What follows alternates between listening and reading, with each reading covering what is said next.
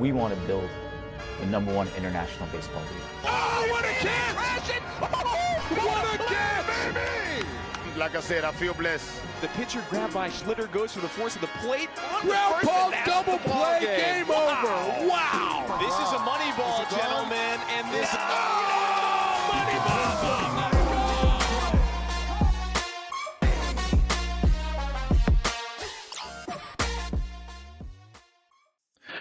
Welcome back to another episode of the Baseball United podcast, the premier voice of international baseball. I'm your host, Liam Skiffington. A special episode lined up today as we're joined by a true baseball legend whose accolades include 3 MLB All-Star selections, the 2006 National League MVP, and a pivotal role in bringing the 2008 World Series title to the city of Philadelphia. Beyond his illustrious playing career, he's also making significant strides off the field in growing the game of baseball.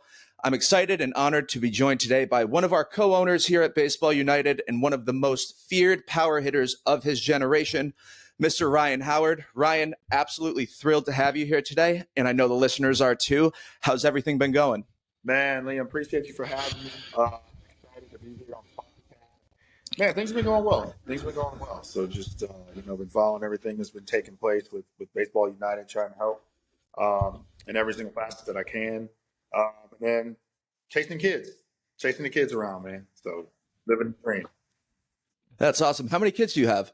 I've got 4. So my oldest, my son, actually just graduated from college about a week and a half ago. So very, very proud and excited for him. And then 3 girls after that, 9, 7, and 4. So back in the midst of it, man, right in the middle of it. You got your hands full, huh? To say the least. So, while we're on the topic of kids, Ryan, you're, I don't think a lot of people know, you're a children's book author, right? Yeah. So my wife and I did a children's book series, Little Rhino. And we just thoroughly enjoyed it. You know, she kind of brought up the idea of, wanting to try to do a book. And I said, well, why not? It was like that simple. I was like, why not? And what we were trying to look to accomplish is my wife used to be a second grade teacher, and we understood how important it is for kids and literacy to be able to read by the time they're in 3rd grade. And so we wanted to be able to try to provide something and have a book to where kids can relate to, where there's just different messages in it and about perseverance and about bullying and how to kind of handle those situations. And just wanted kids to kind of understand that, hey, they're not going through it by themselves. And the stories were like kind of loosely based on some of the things that I went through growing up, as well as her as well. So just want to understand that, wanting kids to understand the importance of reading, the importance of literacy, and also understand, just life in itself and just different situations that may take place, trying to give them something that can help give them some positive feedback. So you've been away from the game, at least on the field, since 2016. Outside of being a New York Times bestselling author and chasing these kids around, Ryan, what have you been up to? Oh, man, I wish it was a New York Times bestselling author, man. I'd love that. But, yeah, obviously doing some investing, obviously invested in Baseball United and had the conversations with Cash and John and the crew, Barry. So, just done a lot of stuff there. I've also done some stuff with MLB, the cap side of things over there, and still do a little bit of ambassador stuff with the Phillies. So trying to stay around the game as much as possible and help grow it. And that's why I wanted to be a part of the Baseball United team.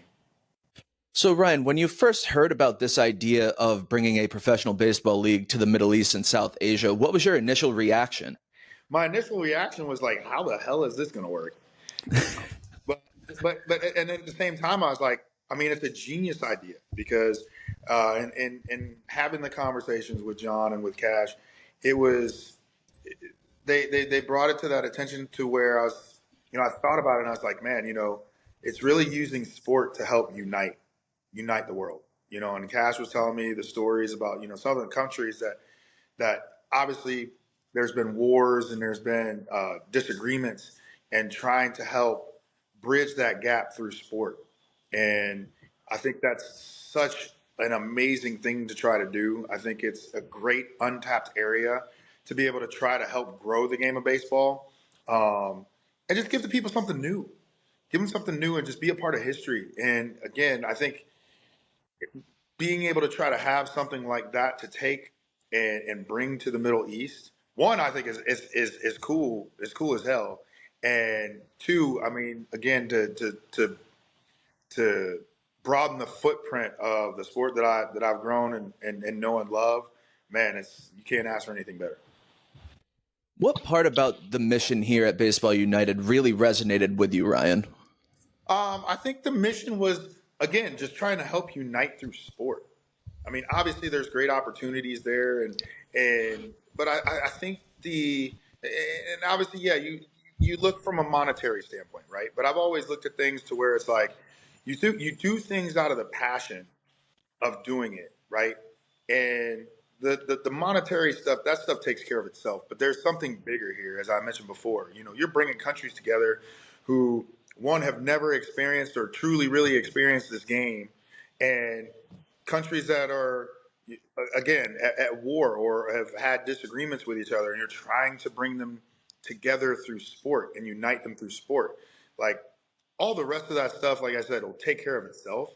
But when you can try to help bring something that can help unite families, unite countries, and just bring a whole new populous state of the game of baseball and broaden the game of baseball, the horizons of it, that's the thing that stood out to me the most. How many meetings did it take, Ryan, from like the initial meeting until you were finally announced as a co-owner and investor in our league? Did it take? It only took a couple. It only took. I had reached out to Cash, actually, to Cash and John, and you know, a friend of ours had had told me about it before, a while ago, and then somehow it came back across my docket, and I was just like, you know what? I had a conversation with my wife, and she's like, well, you should reach out to them and like really like look into it, because it sounds like it's something that's, you know, can be really really special, and so I did. So I mean, it didn't take very long. I think it took maybe like 2 meetings, 3 meetings, something like that, and I was on board. So you mentioned that you invest in a bunch of different things. What do you look for, Ryan, when you're investing in a company or a league or a mission? Well, I think a lot of it stems off the first thing about what you're investing in. You're investing in the person, right? The person has the idea, and you know, sometimes things are going to work, sometimes things aren't. But you know, the thing is that when you're looking at what they have in terms of the passion, how passionate is this person about what they're doing in terms of how far are they going to go? You know, they're grinding. How much grind are they going to put into it? You know, I think that was one of the things that I've seen with this group. There is definitely no lack of hustle. There is definitely no lack of grind. Like I'm hollering at Cash and John. They're like, hey man, we're over in Dubai right now. We're here or we're there, and like they're all over. And then tomorrow we got to go to DC or we got to go over here. So these guys are definitely doing what needs to be done in order to make this a success. And that's what you look for. I mean, obviously you're looking at the concept, you're looking at the idea, it's making sense. You see where the potential is, but just like anything, you know, I like to go back to what it was for me. Like when I was working and trying to get to the big leagues and do my thing there, it's like, it's the work. It's all the work that takes place behind the scenes that people don't see, so that when they look at the finished product, it looks easy, right? So you get the stuff up and running to where it's like, oh man, this looks great. This looks easy. But what they don't see is, like I said, guys hopping on flights from Dubai to Cincinnati to Florida to California, back home for a second. Then I got to go back out to Saudi Arabia. So it's like people don't see all the hustle and bustle and the grind that takes place behind the scenes. They just see the finished product. Ryan, what else do you have to say about the leadership group here at Baseball United, even since the time you came on as an investor, and how they've created success and kind of propelled the league forward? I think the first thing is just the transparency of everything. I think it's keeping everybody in the loop, letting everybody understand where things are, what's taking place. And again, like I said, the grind. You look at the group of owners, like obviously a lot of former ball players, not just former ball players, but guys that really did some stuff in the game. I mean, you could throw this list of guys out on the field. If we were all in our prime, we'd be a force to be reckoned with. So, I mean, but everybody there understands what it takes, what it means to put in work and be dedicated and be passionate about something. And I think all of us, having that, all the baseball owners understand, I think, looking at it like, hey, this is something to where we can put our stamp on. And this is something to where, again, the game that we loved and has given us so much, to be able to give back and be able to help try to grow it in a region where the game doesn't exist. Like I said before, is something truly special. So what are some contributing factors that need to be in order for this league to continue to be successful and continue to grow?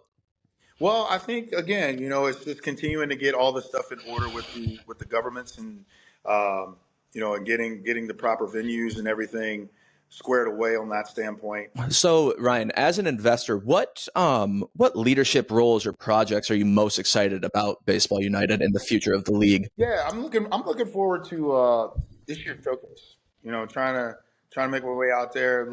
I've never been, so definitely looking to try to get out there, go check out the showcase and just see how it all transpires. But just continuing to see the growth of it all, and as we continue to get these teams on board, just looking forward to more games. Now, correct me if I'm wrong, Ryan. You were at the showcase last year in Dubai, or you were not at the showcase last year in Dubai? Showcase. Okay. I was supposed to go, and then once the showcase got pushed to Thanksgiving, I had to back out. We were hosting Thanksgiving, man. Had the mother-in-law coming down, so it was a tough one to try to get away from, but definitely want to get out there this year. Sure. So I'm going to have to assume you saw the games on, whether it was on YouTube, Fubo, whatever streaming platform you use. I'm sure you saw it. When you saw the gameplay, Ryan, what was your reaction? I saw the gameplay, man. I thought it was great. I thought the games were competitive. I thought the games were full of action. I think when you get to the gold ball, I think that's a great touch. Kind of having the golden ball, and who was it? I think was it Pablo? I think it was Pablo. He hit the home run, so all the runs it doubles. And I think at the time they were down like 5-1 or something like that, and they got to within one run or whatnot. So I think that adds a great twist to it, and I think the people were happy with what they saw. Absolutely. So, Ryan, during your career, you played for Charlie Manuel, the winningest manager in Philadelphia Phillies history. I'm curious, what lessons from him have influenced you on and off the field that have stuck with you? The biggest thing that Charlie has always taught us was know thyself. Know your strength, know your limitations, know who you are. And I tell people that all the time. Know thyself. I find myself saying it all the time, to where you're not trying to do more than what you're capable of. What leadership strategies here at Baseball United have you found particularly inspiring? Man, I think I'm a big doer in a sense. So again, it's just leading by example. You'll have different types of leaders that are, more vocal people, and then you have leaders that are more the lead by example, and that's kind of how I was playing. So when as I'm seeing the grind, where the guys are sitting here hopping on planes, doing what they need to do to go talk to and speak to who they need to speak to in order to try to continue to get the ball rolling in the right direction. Those are the things that really impress me. Right. So I want to shift gears a little bit here and talk a little bit about your MLB career, because I think the listeners certainly want to touch on that a little bit. So when you reflect on, you were the 2005 Rookie of the Year. When you reflect on that year, Ryan, what went right, and how did you deal with the pressure of being so good at such a young age, so quickly in the league? Mentally, I guess I was already in the league since I was 15 years old. My dad told me when I was 15, he's like, you're a target. He said, if you want to be a big leaguer, you got to carry yourself that way. And so he told me that at like 15. And, I didn't really know necessarily like what he meant because I was 15. But, that was just kind of the thought process. And, when I got to pro ball and, Jim Thome had signed, I think it was my first full season in 2002 was when he signed. I knew I was not gonna get moved up fast, so I could take my time and develop the way I wanted to and needed to develop. And you know, nothing is owed to you. So it was one of those things that when I got my shot, it was just, hey, you got to try to take advantage of it. And I remember one of the folks in the media had asked me, when Thome got hurt in '05 and was out for the rest of the season, I'd come back up the second time because the first time I came up, I didn't do too hot and went back down because Thome came off the injured list, and then he went back on maybe like a month later, and I was up the rest of the year, or going to be up the rest of the year. And I remember one of the media folks asking me like, so, like, do you feel a lot of pressure to fill Jim Thome's shoes and all that? And I said, maybe I didn't know any better, but I just said, you know what? No. I said, because I'm not Jim Thome. I said, I'm me. And I said, hey, I know what I'm capable of doing. If I go out there and do what I'm capable of doing, we're going to be all right. So just stayed within myself and knew what my strengths and weaknesses were and just played my game. Do you feel that if Thome was not a part of the Phillies organization during the time when you were drafted, Ryan, and your time in the minor leagues, you would have kind of rushed your development a little bit? You know what? The hindsight's always 2020. I mean, I think things worked out the way they were supposed to work out. It's always easy to say, well, if Thome wasn't there, like, I would have made it up faster. Well, if Thome wasn't there, maybe, I'm not taking my time to develop the way I needed to develop and to, put even more focus into what it was that I needed to do in order to want to either, because my mindset at that time was get to the big leagues one way or the other, whether it's with the Phillies or whether it was somewhere else. And the thought process was, all right, I need to differentiate myself from everybody else in the minor leagues and either try to go out here and like win MVPs of whatever league I'm in the minor leagues, so that either you're going to have to try to bring me up or you're going to trade me somewhere to where a team is going to look to try to bring me up. So I think, as crazy as it is, I think things happened the way they were supposed to happen. And it allowed me to develop the way I really needed to. Ryan, I'm curious, at what point in your development, whether it was still when you were an amateur or whenever you got to the pros, at what point did you realize like, okay, but power is my game. That's going to be basically my way of getting to the big leagues? I mean, I saw that early on. I think like through kind of like high school, college. Like Missouri, we only played like maybe 15, 20 games because we got kind of a later start because of the weather. So, if you hit like 10 home runs, like that was big, But, once I got to college and was able to kind of come into it a little bit more, my college coach actually was the one that helped me to start working and going to the opposite field because I was a dead pull hitter when I was younger and in high school. So he opened up the field and opened up my horizons ball wise. And man, I mean, it really paid off. So you have one of the most iconic batting stances of all time, Ryan. How did you develop that? In Double-A, Charlie Manuel was in the organization, and he was coming through kind of as a rover. And so he just noticed like my setup at times, I would be either too closed or whatnot and not really seeing it. And so that's where he told me to do the whole bat point, which I think he told the same thing to Jim Thome. And because it would help kind of line me up with the pitcher to where I'm looking at him with both eyes and then being able to go back into my stance and still making sure that I can see the pitcher the way I need to.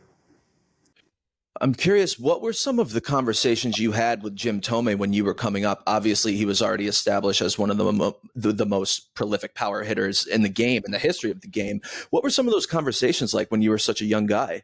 Awesome, awesome. Jim is one of the most genuine people you will ever meet. Genuinely rooting for you. Uh, nothing but positive. Nothing but positive. I mean, he said, "Hey, in this game, he's like, you're gonna do well, and you're gonna be in this game for a long time."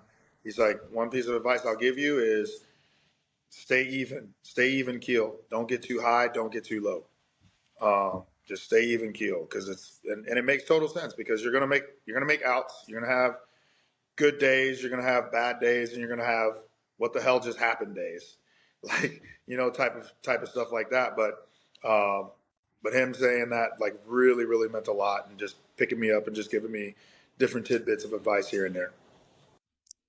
So your 2006 season was obviously outstanding. You took home National League MVP honors.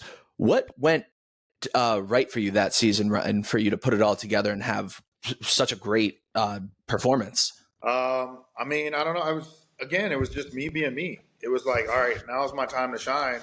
I know what I'm capable of doing. Let's go out here and just go do it, And it was fun. It was a fun season. Um, just went out there and balled. That was, I mean, basically it. Just stayed within myself, knew what I was capable of, and I was like, all right, now it's time to let the world see.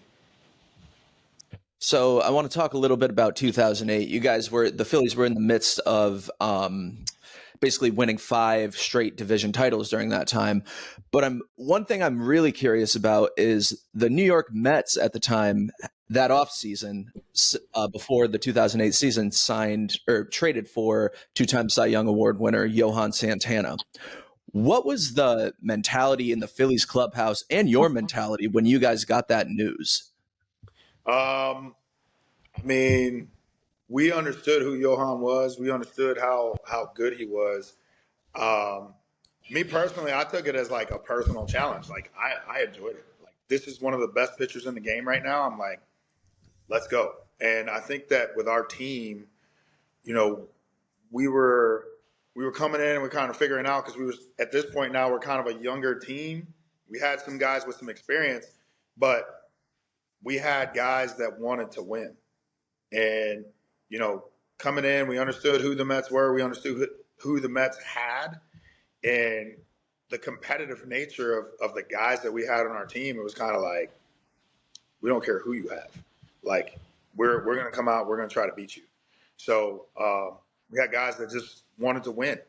So for me, it was like, okay, hey, go bring in Johan, man. Let's go. And we were able to have some success against them. Let's talk a little bit more about that 2008 season. Talk to me a little bit, Ryan, about like the conversations had in spring training, because obviously every World Series title starts in spring training, right?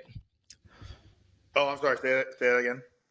I said, let's talk a little bit about the 2008 season, a little bit more in depth. Talk to me a little bit about the spring training, the start of the season, when all the magic starts.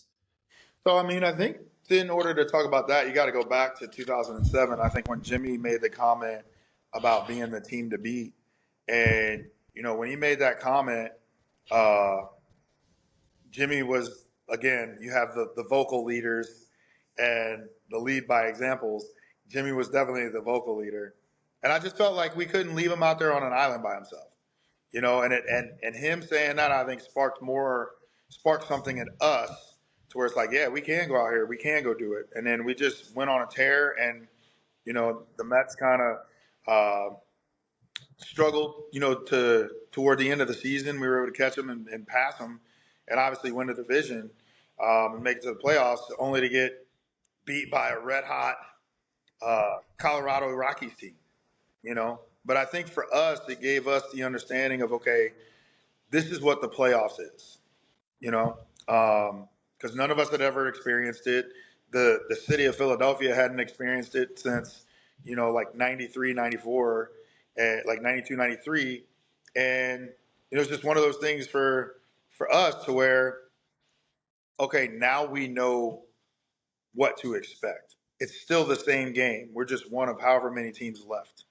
And going into spring training of 2008, we kind of felt like, all right, well, we got some unfinished business. And I remember having a conversation with Jimmy in the outfield, and we were just both kind of like, well, why not us? Why can't it be us that go and win? And we all just kind of had that mentality and just put it all to work that year, and things fell in our favor. When you look back, Ryan, was there a specific instance during that season where the tables kind of turned and you guys were like kind of turning on the Jets and like, okay, yeah, this is going to be our series to lose? In the World Series, you mean? Or just during the season? Oh, no, I mean, I think we just figured out who we were. I think as a team, we figured out what our dynamic was going to be. We just figured out what our makeup was, and we just went out and just played our game, because every day we expected to win. Guys showed up. We played hard. We played the game the right way, and we just knew who we were as a team. We knew who our what our makeup was. So, I'm curious, who were some of the toughest competitors you faced during your playing days, Ryan? And what did those encounters teach you about perseverance? I mean, definitely CC Sabathia, Scherzer. From a pitching standpoint, some of those guys, again, you look at Pujols, the David Wrights, like just looking at all like some of those guys, and just how they would come at you. I mean, especially like from the pitching standpoint, like the Scherzers, CC, Verlanders, like, obviously Scherzer and Verlander are still out there doing it right now, and that speaks volumes as to why they're still out there doing it right now, because those guys are first class competitors, man. And I always like to say it's like respectful disrespect, right? Like, I have respect for you, like, as a competitor and as a person, but at the same time, it's like, I'm not going to give you too much respect, right? To where it's like, we're going to compete and we're going to go at it. And that's one of the things, is just understanding, like, hey, sometimes they're going to get you, sometimes you're going to get them, and it's just continuing to try to persevere. I try to tell people now, like, a lot of people will say baseball is a game of failure, but I like to look at it now as like, it's a game of perseverance, because you're going to have those types of things that take place. Ryan, very few players have the careers littered with accolades such as yourself and also stay with one team their entire career. What does it mean to you that you spent your entire career in the city of Philadelphia? Oh, man, it's great. It's great. Philly is like my second home. Obviously St. Louis always going to be number one. But like, Philly's right there, man, because it's, my two older daughters were born there. My wife is from there. We still get up there. I got, my in-laws all up there, so we still get up there. But, to be able to spend it with one team in an era where, yeah, it's very rare for guys to be able to do that now, is amazing. Is amazing. So in 2006, you were actually part of the MLB Japan All-Star Series, where a bunch of the MLB All-Stars traveled over to Japan for, I believe it was a 5-game set. What was that experience like for you? And was that your first time in Japan witnessing baseball in that part of the world? So I think we played like 7 games. We played like 7 or 8 games, because we played I think like 2 exhibition games, and then we had the 5 games, because that was in November of 2006. So our season was basically over. All the guys that were there, I don't think anybody was in the playoffs. So we'd all basically had like a month or so from like not playing. And I think we went to like Arizona for like 4 days or something like that. And we're like, all right, how's this going to go? And we're all shoot out on the plane. it was an amazing experience. Amazing experience. My first time ever to Japan. Just to get that feel, to get uh, the the feel of what it's like to play in Japan, the fans, how the fans were, the boomsticks, uh, just that whole overall experience, and just how the fans would react to everything, and just taking in the cultural differences, uh, the cuisines, and just everything about it, man, was totally awesome. You mentioned you grew up in Missouri. Did you grow up a Cardinals fan, Royals fan, neither? I grew up a Cardinals fan. Okay. I was born and raised like St. Louis, Missouri. So I grew up like Terry Pendleton, Willie McGee, Ozzie Smith, Vince Coleman, like all those guys. During your playing career, Ryan, you obviously were kind of going head to head in the National League against Albert Pujols. Was that kind of weird for you? No, man. You know what? When you stop and look at it, and you look at like all the first basemen like in that era, because you had Albert, myself, Lance Berkman, Derek Lee, Carlos Lee, Adrian Gonzalez, like first base was loaded in the National League. But being able to go against Albert, and with Albert being, playing on the Cardinals and stuff like that, was always fun. It was always fun. I mean, you're playing against guys, but you're also somewhat of a fan. Like when you get to see like Albert connect with the ball, right? You understand that the ball comes off of certain people's bats differently. There's a different sound.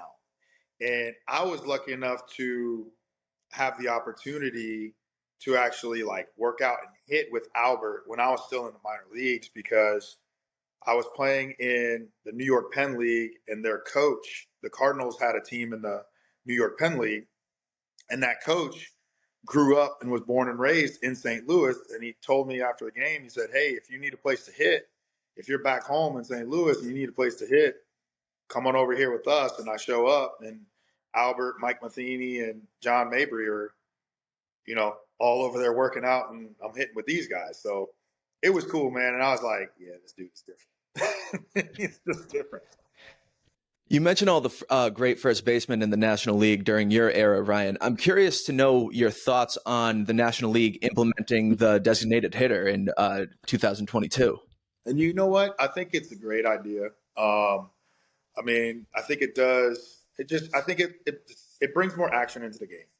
I know there's pitchers out there that want to hit, and if everything, there could be some opportunities down the road. Some wheels will have to fall off, and things will have to happen. But they can still probably try to swing it a little bit. But I think it's great for the game. I think it's great to also, I think, add for guys' contracts. I think that's part of it as to why guys are getting some of these extensions that they're getting, because they know that, hey, by the time they either kind of get to the end, if we can kind of keep their bat alive, we can still have a place, or utilize it to where it's like we're kind of giving you, I don't want to say a partial day off, but you're kind of staying off your feet where you're not having to go out into the field the entire time, or you're just going to add that big bat that you need for your lineup. So I think it gives teams more options.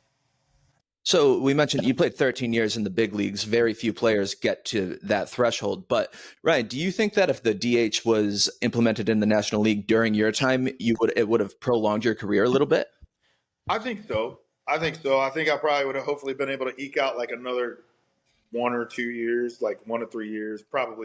That probably would have been about it. But just to have that opportunity to be able to try to help and contribute in a lineup somewhere. Again, because now it allows you to have that other person playing first base from a defensive standpoint, as well as their bat, and then trying to keep my bat in the lineup as well, and trying to stay somewhat healthier and fresher by not having all the wear and tear of having to go out and go play in the field every single day. Right. So you're obviously a co-owner with our league, Baseball United. You're also an ambassador, but you're also an ambassador for the Players Alliance. Is that right? Yes. I wear very many ambassador hats, if you will. So Could you talk to me a little bit about the work you do with the Players Alliance and maybe tell our audience a little bit about what it is? Yes, I mean with the Players Alliance, I mean it's basically just trying to help bring equipment better for the betterment of like black baseball. Helping us help serve underprivileged, underserved youth, and being able to help provide equipment, provide different opportunities to be able to help them and help grow the game of baseball. Ryan, so you also had the opportunity to play alongside Roy Halladay, Hall of Fame pitcher. Could you share a significant lesson or memory from your time with Roy? Roy was like intense, but in a great way. He was one of those guys to where it's like days he was pitching, like I just said, "Hey, what's up, doc?" and just like left it because you could just tell like he was locked in, and I'm like, I don't want to mess with him. I want to let him do a thing.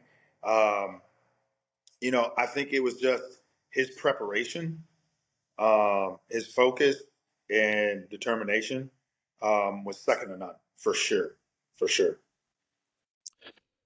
So you've been out of the league since 2016, Ryan. What kind of drove that final decision to hang them up? Because players have, at least the players I've talked to, they have an extremely difficult time finally calling it a quits. What led to your decision? I mean, towards the end, I was still looking to want to play. And towards the end of my career was kind of where the game was starting to lean more toward the analytics. And so like the older guys were kind of getting pushed out of the game to where the game was really starting to trend younger and the analytics were starting to really kick in. I mean, for me, really, it was more like, hey man, like I'm gonna give it a go. If I can't get into a spring training or whatnot, I'm like, I'm not going to chase something that don't want to be caught.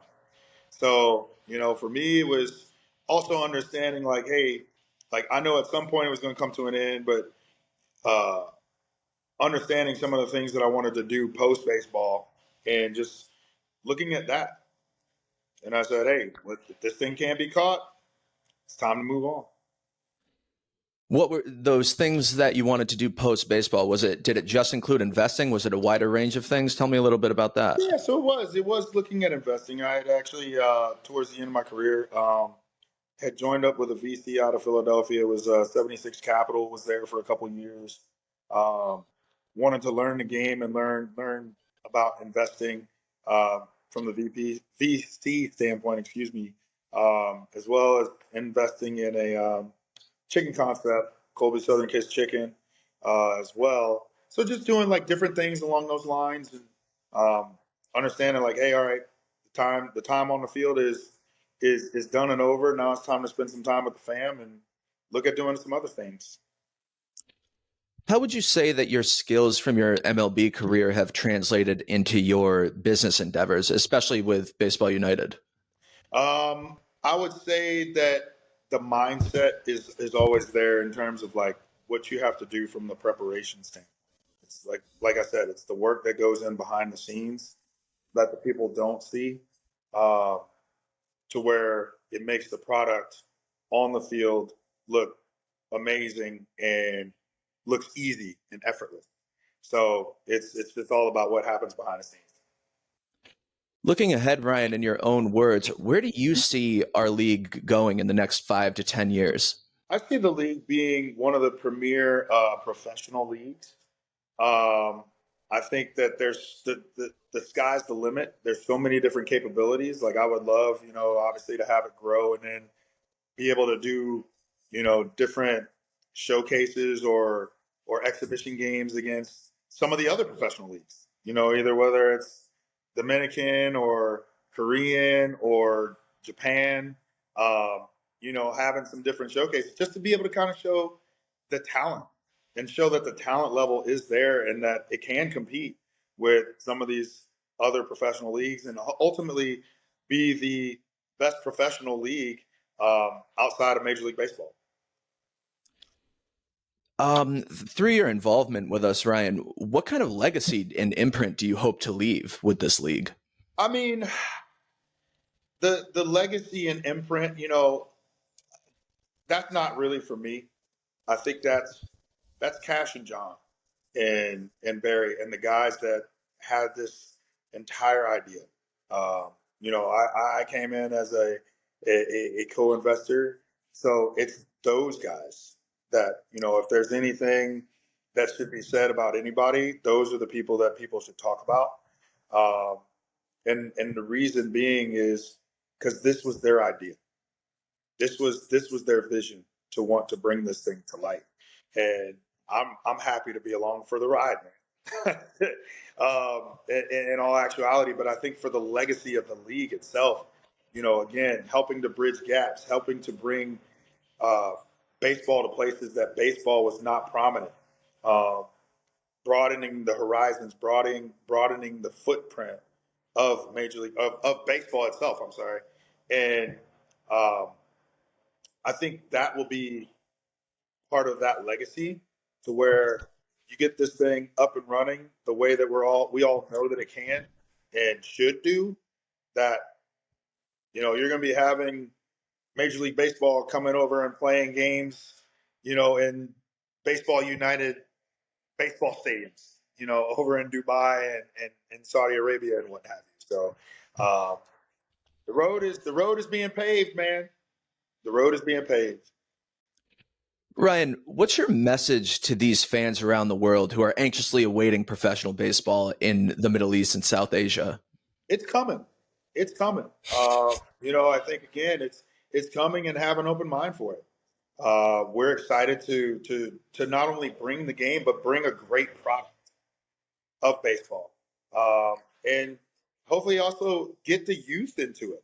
Because it starts with getting kids at a younger age to start to get that fan base, to turn these kids into baseball fans at a young age, and start having them play and grow and develop, and start having some homegrown talent that can get out there as well.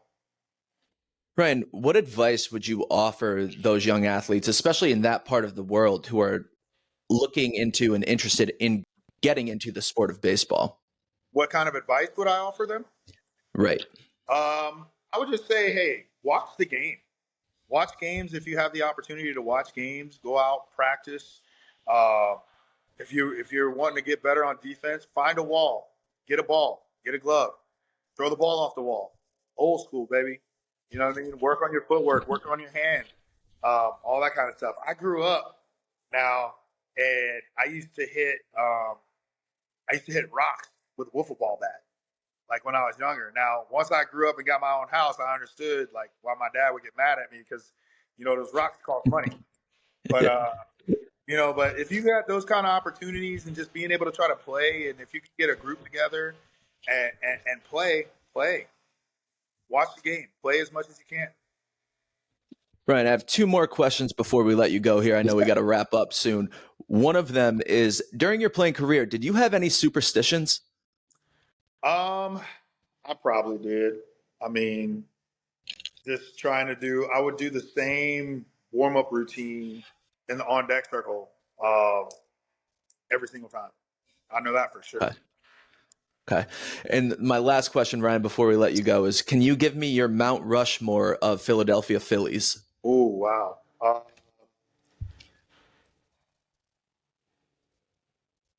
Let's see. I would say Michael Jack Schmidt. I'd say Dick Allen. I would say I'm gonna throw my boys out there. Two teammates that I thoroughly enjoyed playing with, and like just two of the smartest baseball IQ guys that I'd ever play with. The other two would be Jimmy Rollins and Chase Utley. All right. Ryan, before we let you go, any parting words for the fans who are going to be listening to this? Just want to say, hey, stay tuned. Baseball United, we're coming.